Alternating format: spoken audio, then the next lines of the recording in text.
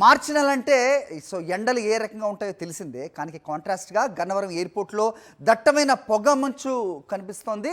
గన్నవరం విమానాశ్రయంలో ల్యాండ్ అయ్యేందుకు కూడా అంతరాయం కలిగిస్తున్న రీతిలో మంచు ఉన్న నేపథ్యం మనం చూస్తూ ఉన్నాం.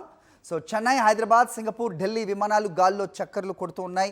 దానికి క్లియరెన్స్ లేక గాల్లో పలు విమానాలు చక్కర్లు కొడుతున్నట్టుగా బ్రేకింగ్ అప్డేట్. సేఫ్ ల్యాండింగ్కు క్లియరెన్స్ లేకపోవడంతో విమానాలు ల్యాండ్ అయ్యేందుకు అంతరాయం ఏర్పడింది. చెన్నై, హైదరాబాద్, సింగపూర్, ఢిల్లీ విమానాలు గాల్లో చక్కర్లు కొట్టే ఈ కారణంగా ప్రయాణికులు ఇబ్బందులు పడుతున్నారు.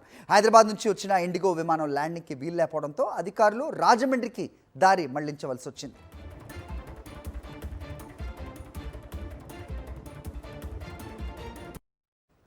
పొగమంచు ప్రభావం తగ్గే వరకు కూడా విమానాల రాకపోకల్లో అంతరాయం కొనసాగుతుందని ఎయిర్పోర్ట్ వర్గాలు తెలిపాయి.